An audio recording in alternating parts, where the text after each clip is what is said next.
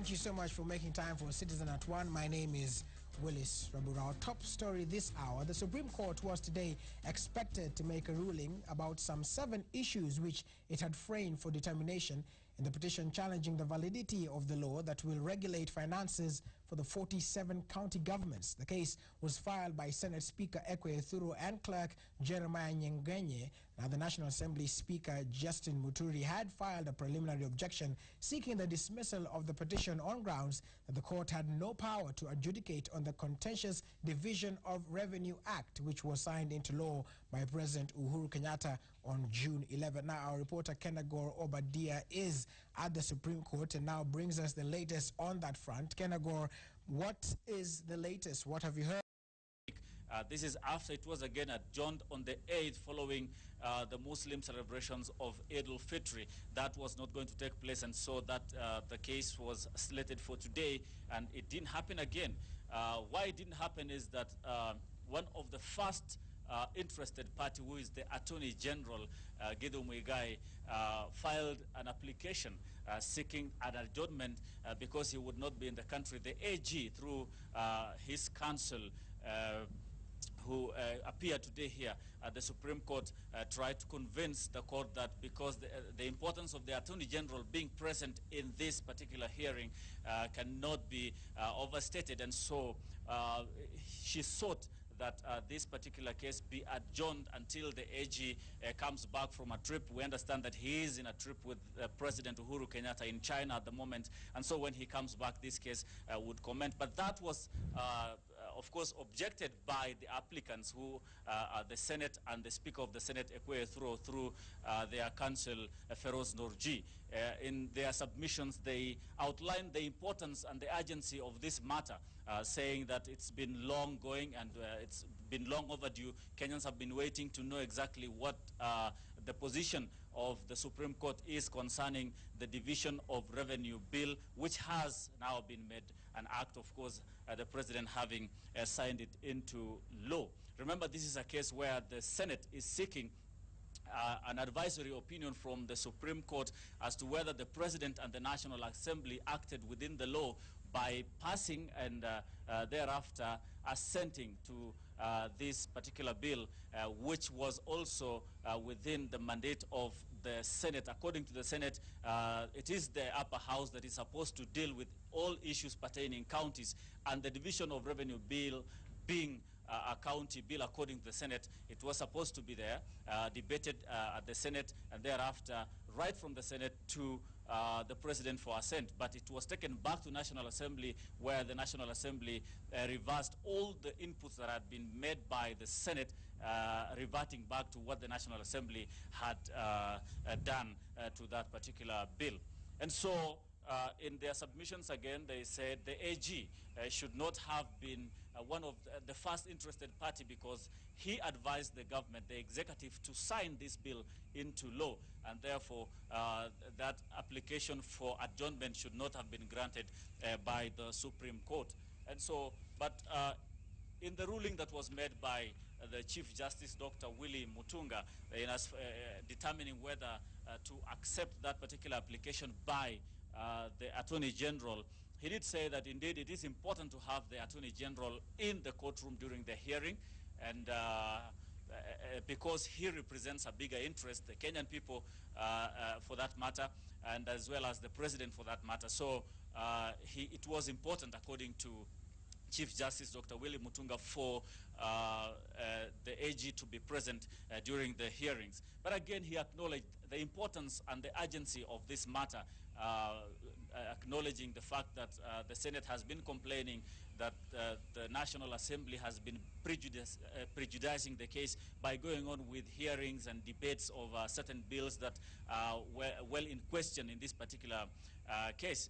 And so he arrived at an equilibrium by saying that we have to balance the two, and giving just 8 days from today, expecting that the AG would have been back to the country well in time to be able to come to court when the hearing will be commencing on the 28th of this month.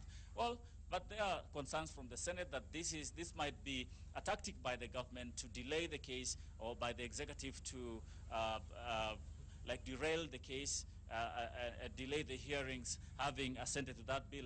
But that is not a matter for us to determine. It will be determined by the Supreme Court whether the National Assembly acted within the law or the President acted within the law by assenting to that bill. There are several other issues emanating from this case relating to bills that have been debated in the National Assembly, and the Senate feels that those bills should have been debated at the Senate, as well as the relations between the two houses and the two speakers of both houses, how they should be dealing with bills that are seen to be touching on counties as well as national matters. Well, that is the much that we managed to gather from the Supreme Court today. At least we'll be waiting for the 28th day of this month when hopefully the AG will be present in this court so that this case should commence and the hearings at least deliver something that would now set the pace for how these two houses should be relating from now henceforth. Back to you, Willis Raburu. Right, thank you very much. That is Kenyatta Obadiah, who is at the Supreme Court, where there was expected to be a ruling made on some 7 issues that they're determined over the Revenue Allocation Act. But of course, now we had another waiting phase up to the 28th of August. Let's move on to another developing story and the countdown to the completion of the 15-day probe into allegations of impropriety leveled against suspended Chief Registrar of the Judiciary Gladys Boschole begin today. 2 committees of the Judicial Service Commission, that is the Finance and Administration Committee, as well as the Human Resource Management Committee, are supposed to commence investigations into the various allegations of malpractice touching on the process of procurement, employment, administration, finance, and corporate governance of the judiciary. Cholet has vowed to contest the decision to send her on compulsory leave for the duration of the investigations, which she says is informed by malice and vendetta by a section of the JSE commissioners. Now, there was plenty of song, dance, and mursik milk at the Jomo Kenyatta International Airport on Monday night as a delegation of the 33 athletes and officials arrived at the airport from the just concluded Moscow Athletics World Championships in Russia. Now, with traditional dancers, family, and friends on hand to welcome the team, Deputy President William Ruto took the celebrations up a notch by promising 1.5 million Kenya shillings for each gold medal, 750,000 Kenya shillings for each silver medal, and 500,000 Kenya shillings for the bronze winners. Some of the athletes did not return with the team, choosing rather to travel direct to Stockholm for the 12th Diamond League meet on Thursday. Now, Kenya finished 4th in Moscow behind Russia, USA, and Jamaica with 5 gold medals, 4 silver, and 3 bronze. We had Dudisha on board. If we had Vivian Cheriot on board, and if Kiprotich did not go to Uganda, we would have actually won. We would have been the first country in the whole world. I think, to put it in perspective, this team has put Kenya ahead of superpowers. I just feel very happy. I achieved my best. I achieved even my target I had set this year, 85 meters. It was unfortunate that I could not want that medal, but you know, God has a plan for everybody. So I have to appreciate what I got. I'm just very happy. I can't express my happiness. Kweli mbio yetu haikuwa rahisi vile. Tulikuwa na Ethiopians wenye wako pia strong. Usuri tulikuwa tumeanza kukimbia nao ma Diamond League, so tulikuwa tunachua tactics yao iko aje. Pia sisi tulikuwa tumepanga tuwe na faster race ndio tuweze kupata. Pia hao walikuwa na hiyo faster race. So tukakuwa na bahati kwa sababu hata hao ndio walianza kupika pesa. So vile tuliona wako mbele tukajua hii game ni yetu kwa sababu tulikuwa tumepangia. Tukafurahi sana kwa sababu tuliweza kupata gold na silver, which tulikuwa tunatarajia sana. Well, congratulations to the entire team there, and especially Julius Yego, who learned his trade from YouTube. So congratulations to you all. Now, a section of Jubilee senators, members of parliament, and other officials are set to meet with Deputy President William Ruto at his home in Karen. We are told that key on the agenda could be the referendum. Of course, for more details on this, we go to our reporter who is on the ground, that is Jackie Maribe. Jackie, if you can hear me, has the meeting started, and what are some of the issues they are set to discuss? Good afternoon, Willis. I trust you well today. Yes, I am. How are you? And as the meeting began, of course, what are some of those issues that they are deliberating on? Exactly. Maybe just to correct you, it's not actually at the Deputy President's home, it's the official residence. You know, those are two separate places. But as you've said rightly, it's actually senators from the Jubilee side that are meeting at the Deputy President's official residence in Karen. They're actually just making their way in now. So the meeting hasn't officially yet kicked off. As they are coming in now, we can see a couple of senators, Senator Kipchumba Murkomen, Kindiki Kithure, Kiraitu Murungi making their way. These are the people that have arrived now. We are still waiting for more. But as you have said, of course, the crucial issue here is talks on the referendum called the clamor for system of governance, you know, the call to have a parliamentary system of government. Will there be a referendum? Will Kenyans have to be forced to go to a referendum and amend the constitution? These are the critical issues that will form the bulk of this meeting, Willis.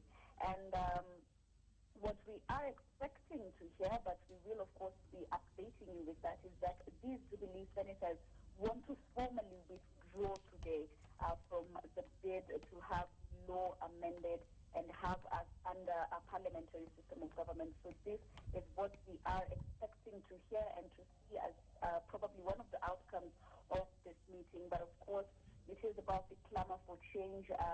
Their counterparts, the Coalition for Reforms and Democracy leaders, are already in a meeting at the Orange House. I was able to speak to my colleague Patrick Njendi, who's there, and he tells me that the meeting is ongoing. So even as we wait for hours to start here, we will be keeping an eye on these two opposing sides now and two opposing stands. CORD on one hand wants the referendum to happen, but now we're seeing the Jubilee senators will want to formally withdraw from this call to have Kenyans go to a referendum and amend the constitution, Willis. Thank you very much, Jackie Mariba. That's Jackie Mariba at the official residence of the Deputy President William Ruto, where the Jubilee senators are meeting. Of course, you can follow at Jack Maribe on Twitter for more information as that meeting unfolds. And as she said, Patrick Njendi is also at a CORD meeting that they are holding as well, probably also to iron out some issues about the referendum. You can follow him at Patrick Njendi, and of course at Citizen TV News for more details on that. Now, President Uhuru Kenyatta today asked Kenyans and Chinese business people to adopt strategies that would boost the economy and grow jobs in a win-win approach. The president said as Kenyans and China move towards strengthening bilateral ties, it was up to the business community to grab the benefits on the basis of respect and reciprocity. An approach, he says, this would bridge the balance of trade currently heavily tilted in the favor of China. In a meeting with Kenyan and Chinese companies on the third day of his state visit in China, aimed at showcasing investment opportunities in Kenya, the president invited Chinese investors to look at the raft of government-led projects such as the port, pipeline and road corridor link south to Ethiopia, the concert city in Nairobi, as well as the energy and petroleum sector. Among the leaders who were in attending the meeting, Ngoma County Governor Kenneth Lusaka and his Nairobi counterpart Evans Kidero. Kenyatta and the Jubilee is saying Kenya was keen to do business. This means improving trade and business links with oil-rich Russia, Ukraine and Kazakhstan, drawing from the fertilizer industries in Belarus to improve agribusiness and tapping into the manufacturing prowess of China and South Korea to grow the number of jobs in Kenya and raise prosperity. The visit has, however, highlighted the balance of trade between Kenya and China that is heavily tilted against Kenya. President Kenyatta detailed how Chinese businesses would tap into investment opportunities in the East African community that will help them access a ready consumer base of over 100 million residents as both a market and source of talent. He welcomed the signing of 425 billion shillings in bilateral instruments to facilitate investments in various large-scale infrastructure initiatives, including energy generation and railway building. Chris Wangombe, Citizen at 1. Now, as we told you, the court leadership is at this moment meeting its top brass at the Orange House here in Nairobi. The meeting is set to, among other things, set the tone of the way forward coming on the back of a referendum push and pull. Now, the ODM Deputy Chief Whip, Dr. Chris Wamalwa, has differed with the push for referendum, and Salim Bilu now tells us more.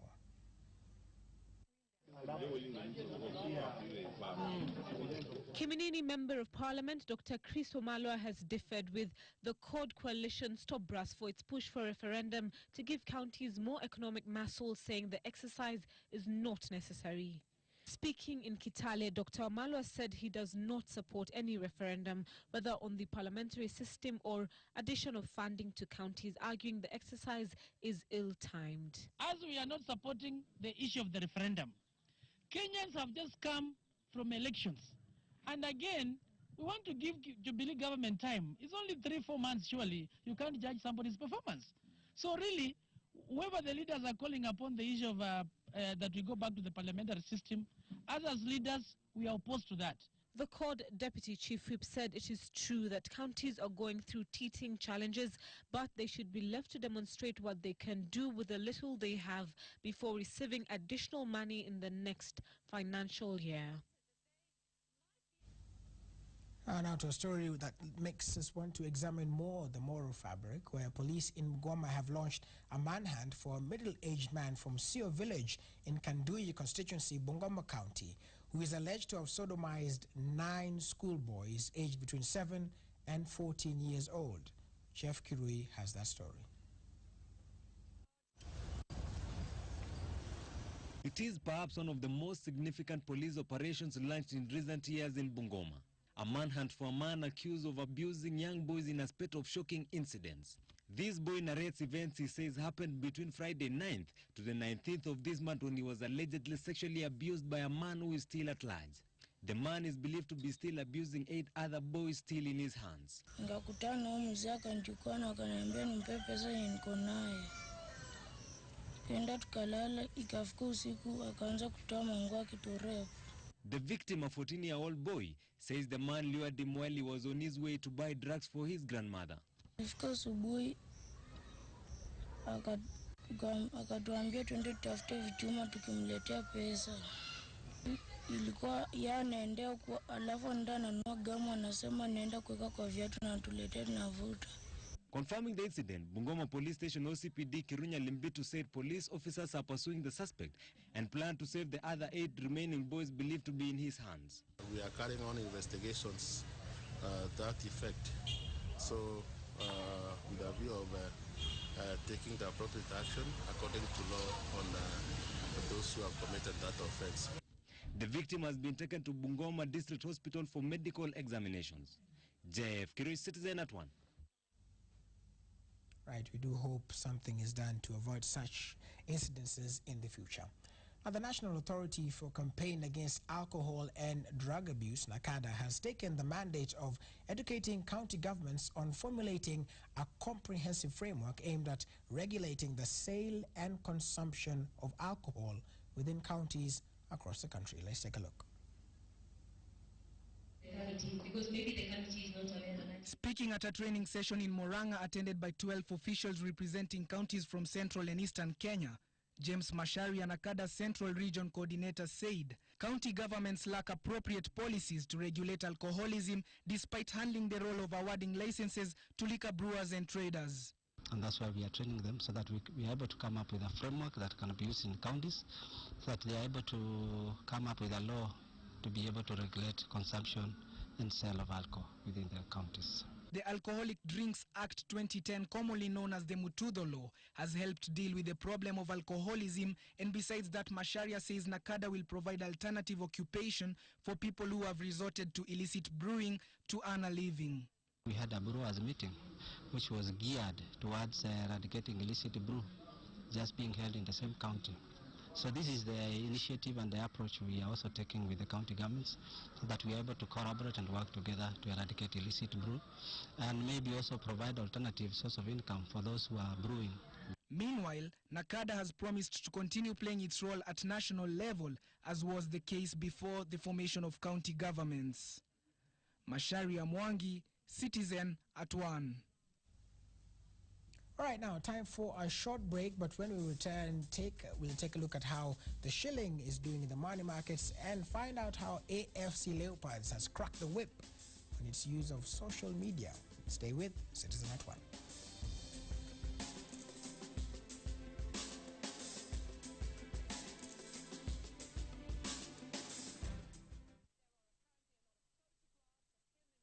My name is David Mudea. I'm the CEO for Joint Commercial Supplies. Beginning to kick in, political uprisings in Egypt, which is one of Kenya's largest tea buyers, has also put the local unit under pressure. The central bank quoted the shilling at an indicative rate of 87 shillings and 45 cents buying and 87 shillings and 62 cents selling on the European market now, where the shilling extended its losses against the major currencies to trade at 136 shillings and 87 cents to the sterling pound and 116 shillings and 70 cents to the euro. Against the East African currencies, however, the local unit posted mixed results, strengthening against the Ugandan shilling to change hands at 29 shillings and 46 cents, while losing marginally to the Tanzanian unit to exchange at 18 shillings and 39 cents. And that is how we make sense out of business and make business make sense. Forex Update in association with Nguvu Cement.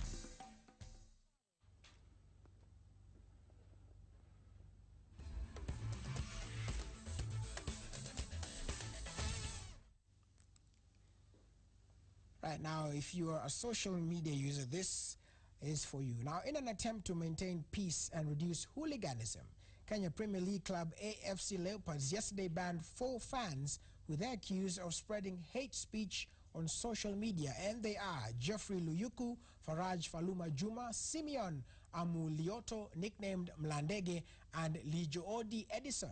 They will no longer be allowed to attend AFC matches with immediate effect. Any other fans also caught behaving in a similar manner on social media or in the real world could also face the same consequences. It was during the same press conference that the Ingwe leadership promised supporters that the coach Luke Aimael will be back in the country on Tuesday and will be part of the team as they prepare to face Gor Mahia in the mouth-watering derby on the 25th of August.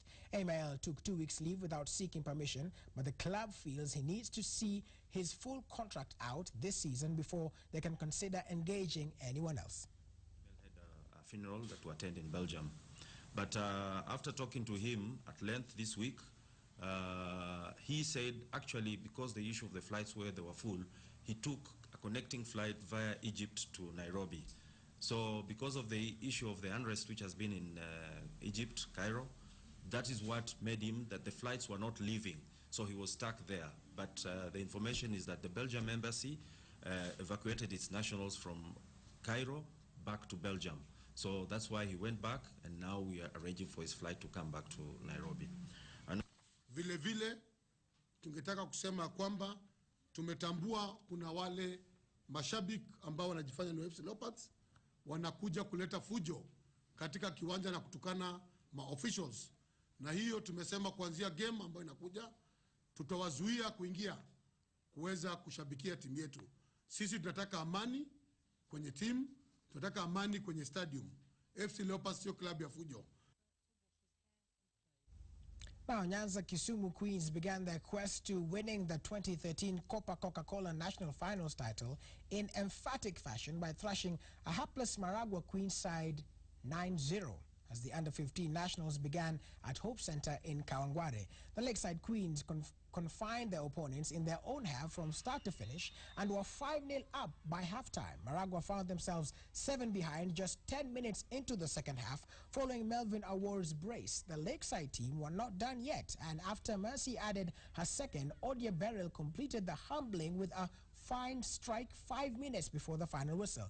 Early in the day, Mathare North outfit Otto Benka shocked Beijing girls with a 4-2 humbling in the Nairobi Derby match. Meanwhile, in the boys' matches, Rift Valley's Ghana's FC gunned down Murhanda boys from Western 4-2 in the entertaining Group A encounter, while Nairobi's JMJ Academy thrashed Young Muslims from Northeastern 4-5.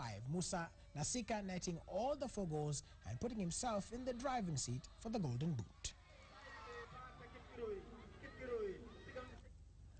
And this is a story I will read with just a little bit of pain. Manuel Pellegrini's Manchester City Revolution got off to the perfect start as a 10-man Newcastle